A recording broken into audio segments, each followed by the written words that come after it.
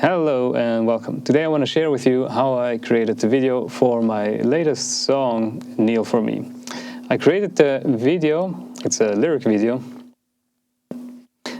using the game engine Unreal Engine. If you don't know what a game engine is, it's a software with which you can create games. And in that software I can not only create games, I can also import a virtual camera, animate the camera, and record the camera, just like in real world. I can choose frame rate and sensor size and different lenses, all that kind of stuff. Unreal Engine is rather big. It's a big company and they're very important. For those of you that know games, they made games like Fortnite, Batman, Hellblade, Borderlands 3, Sea of Thieves, Star Wars Jedi. I don't know any of these games. I don't game, but I think they're big names. And what's incredible is the game, the engine is free. You can download it and use it. And you can, I don't think there's any limitations to the engine when you just use it for free. That's really awesome for us musicians.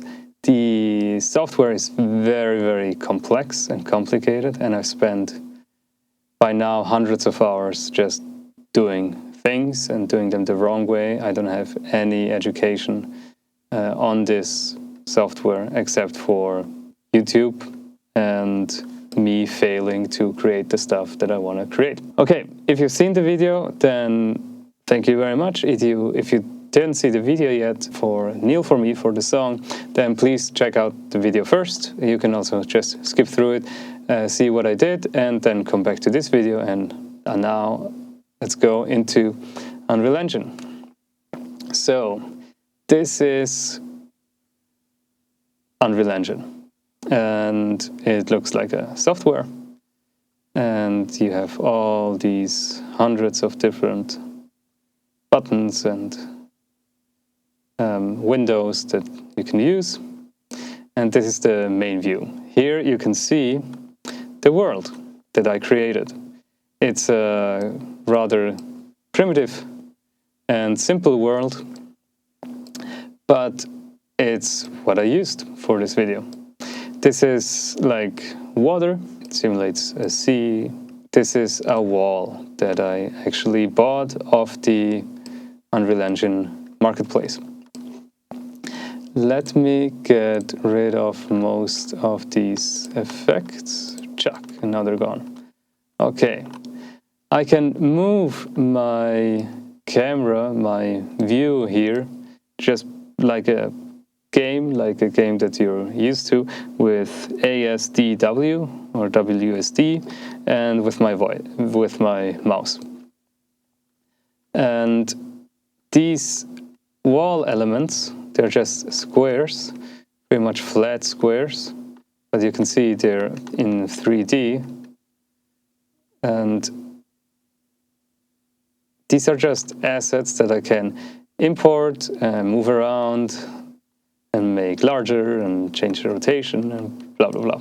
So, for example, like this, I can just select the elements and now I can move them around. And you can see here's the shadow of the thing. I can change the rotation. I can do so many things. Let's go back to how it was. Okay.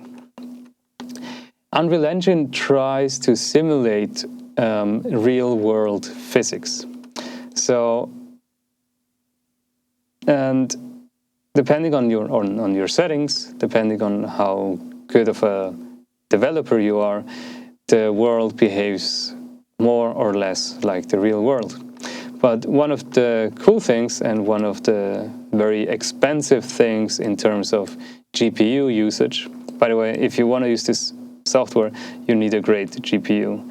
I bought a computer just for the purpose of using Unreal Engine. If you've seen my video for the song Doctrine, that's also a purely Unreal Engine generated movie. It's got a RTX 3070, I think. That's the GPU. First, when I downloaded it onto my music computer, which is the Mac Pro 2013, and Unreal Engine basically just wouldn't even start up. It wouldn't even, I couldn't even open it. It's very expensive on the GPU. And one of the reasons is it's because it's such a great software and I'm such a bad programmer. Also, light is very important in this software. So if we go in here, you can see these are the wall elements, right? And they're incredibly detailed, which is really nice and really cool. It makes all those details, all these little grooves in here, they make that when you zoom out and you like look at them from underneath, they make them look big. Like it's a big wall. It's not like a room within your home, right? I bought it off the Unreal Engine marketplace. You can find it there. It's like, I don't know how much it was, maybe $10 or something.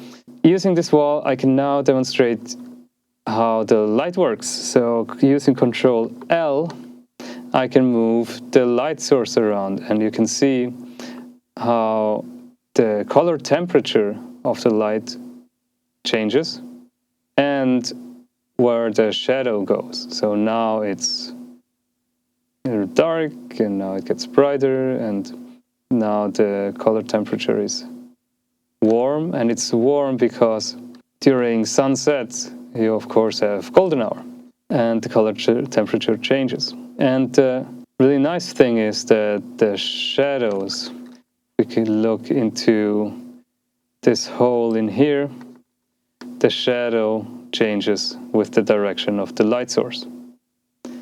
In real time, I don't have to move the sun around and then generate the image from scratch, which is really nice. Okay, this is the wall that I created, and in front of the wall I put the lyrics. And if we go in here,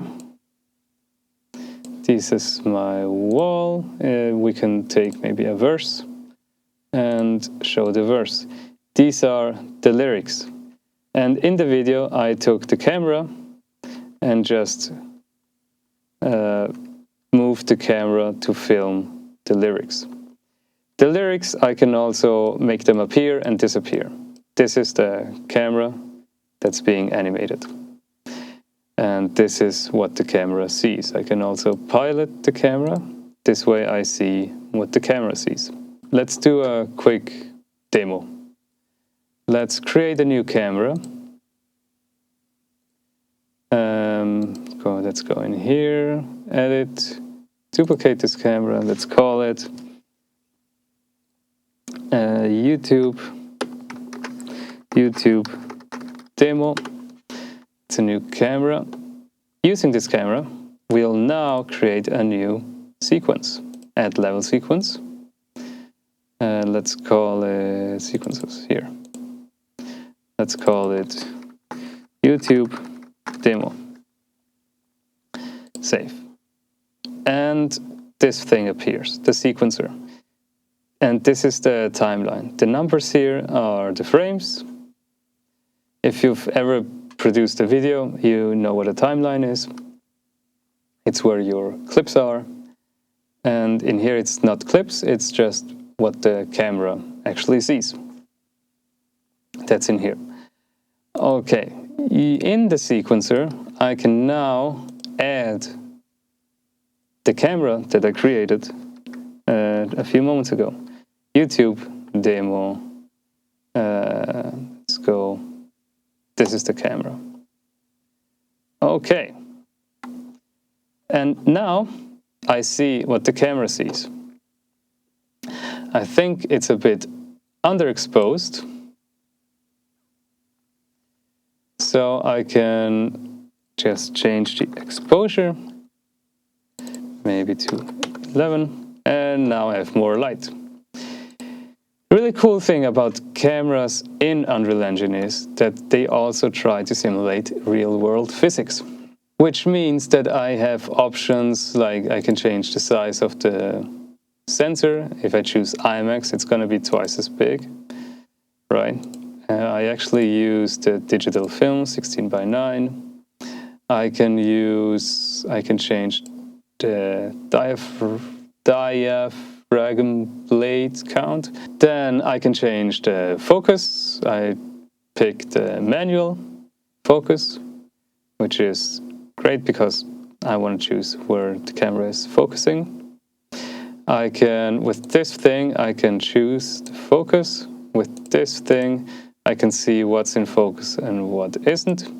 Here is 35 and the f-stop is 2.8 at the moment. If I put, I don't know, 7, it's gonna get darker because it's like real life physics. You let less light onto the sensor. And here, if I choose 50, it's gonna zoom in. If I choose 20, it's a bit wider. And also, what happens if I put 1? Yeah, let's go back to 35. Okay. And this is the focus. So I can animate this camera and I can animate the movement it does, which is really cool. So let's start in this position and I'll create a key here. And let's say I want to move the camera over here. Let's create a new key. And at the end of the clip, I want it to be, I don't know, over here. And let's save this position. So now this is my timeline and this is the time to go through. I can choose the frame rate, frames per second. Now all I have to do is press play and see what happens.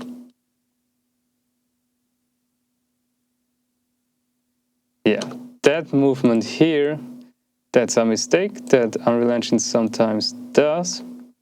I can simply correct it over here. And I have to go and choose one of these. Pitch, I think it might be this, yes. Just needs to stay the same. What happens now? And it's fixed. Okay.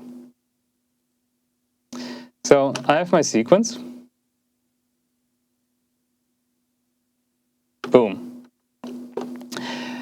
Now, if you've seen my video, then you know that sometimes I have like a minute of video without a single cut. And that's just in here. So I made the whole minute just with this tool. And there's not a single cut. And that's because I've used just this timeline was just gigantic. I can also, now I have to, of course, adjust the focus, depending on what I want to focus on. But first, I want to add a different element into the image. So let's choose, what shall we choose? Breakdown. Let's add this. Let's duplicate this and mesh demo YouTube. Let's call it this. Did I? Oh no. Mesh YouTube demo. Okay. Let's show it. Choose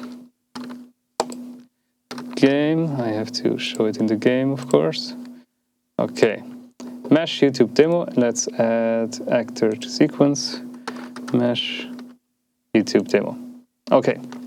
I can animate everything in the scene. So let's get rid of the view of the camera. And YouTube demo, this is it. Transform. Okay, let's start here. Then move it, I don't know. Let's move it up and change the rotation a bit.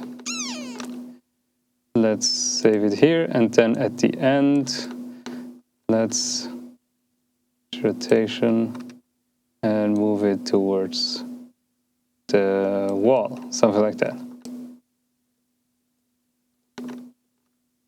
Okay, and let's save this position. Now let's go to the camera, pilot it, and see what happens. Bam. And you created a clip. Now I want to change the focus of the camera depending on where the logo is.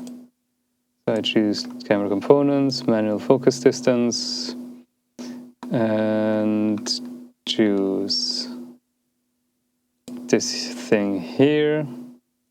Change the focus. Now it's in range. Let's go to the next key, which is here. Change the focus range. Now it's in focus. Next, change the focus range.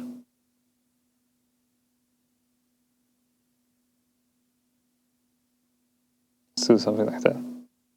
Add a key. Get rid of this. Boom. Okay.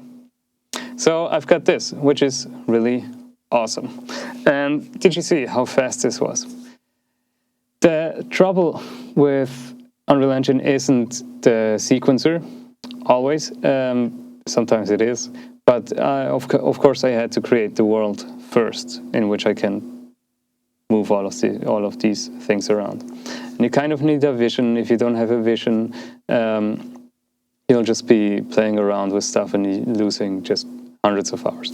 If you've used, if you work with virtual instruments, sampled instruments, and you have a big library, then the same thing happens. You just check all of the instruments out, you play a bit, and it's really fun, but you're not really doing anything.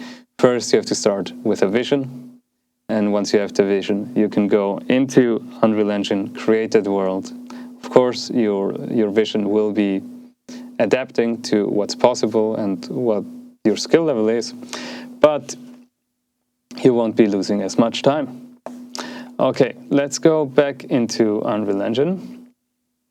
And we're musicians and we want to create a video to music, and we want to time our camera movement and the actions of our actors to music. We want to synchronize it. This you can also do in this, sequencer, which is really nice. So let's add music and audio track. Give you full screen. So I added an audio track, add audio, and now I think I imported, yes, the final master of Neil for me. Now you can see the waveform in here. Let's just scroll into where it gets a bit more interesting. I don't even know. This looks like a transient. And now let's play back.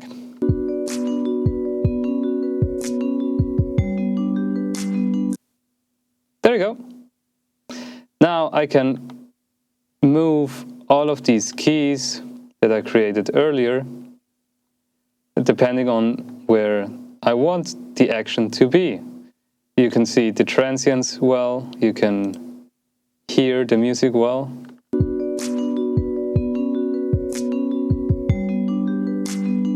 There you go. And that's it. It's just such an amazing software. You can also see when we move, do you see these dark spots here?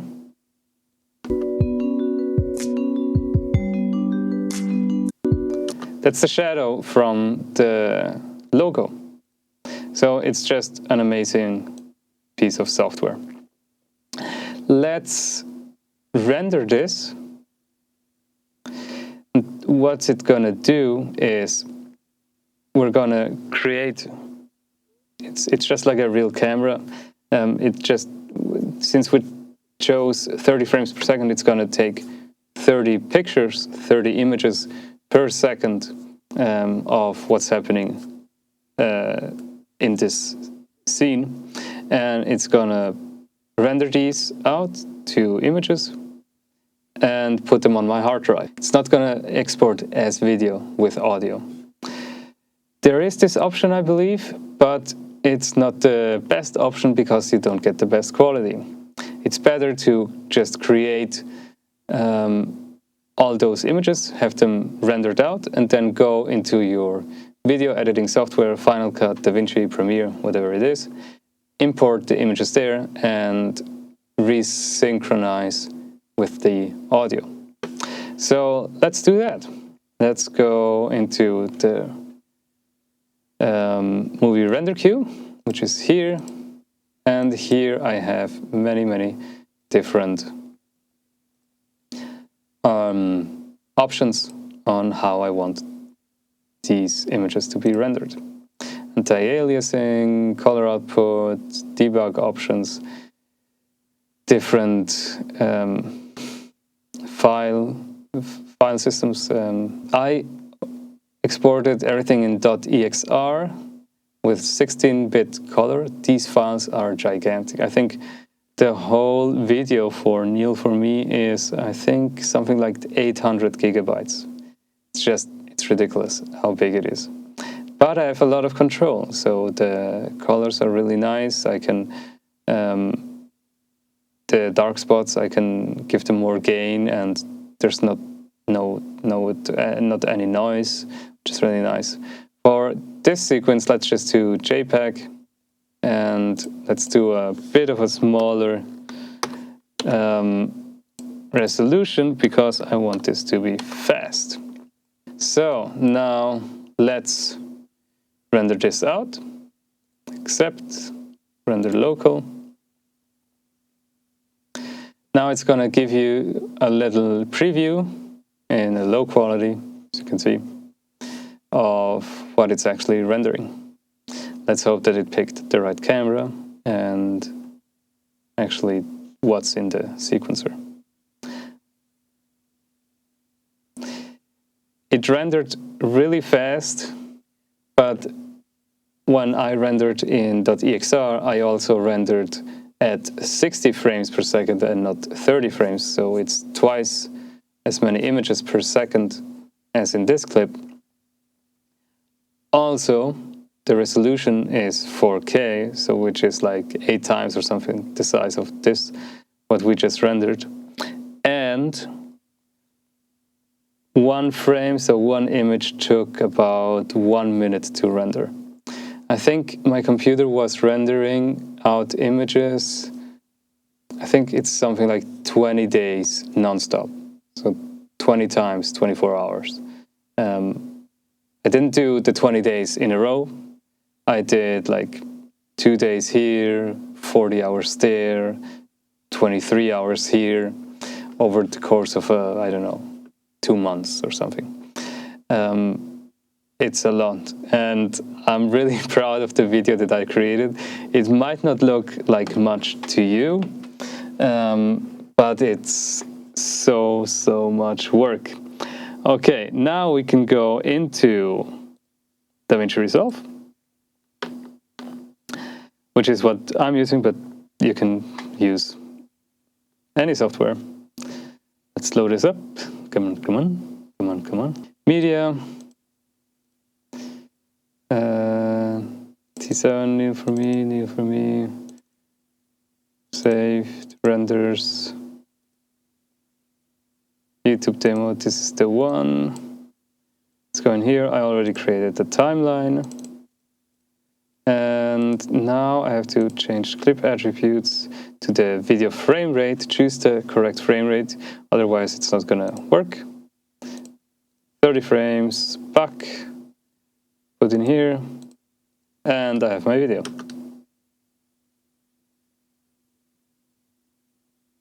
There you go. All right, do you see this thing? This is one of the issues with just being stupid. I have to go in here and go to artwork and choose here game. Actor hidden game, yes. If I now render it, this will not appear and I have what I actually wanted. So even with a short, small demo like this, small things can go wrong and you have to do the render all over again. Rendering is not work for you, but you cannot use your computer during rendering, which is kind of a pain. The workflow from here is just your regular video editing workflow. You can cut these up, move, extend it again to its original size, change the color, bring the highlights up, bring the shadows down or up, whatever you want to do. The better the footage that you imported, of course, the better the video is going to be. And if you use .dxr, you just have a bigger dynamic range and the colors.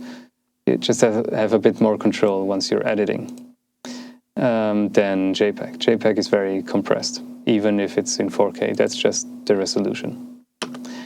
And of course, import the audio and resync it.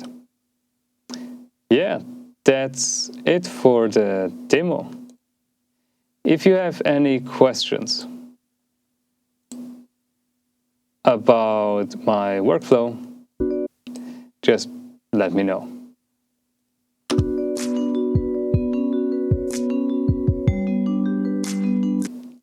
It's just so much fun. You feel like God. I feel like God. Let me know if you have any questions. I hope you enjoyed the video and check out the song. And please go to my website, www.maysweden.com, and sign up and support me, my musicians, my music, and this channel.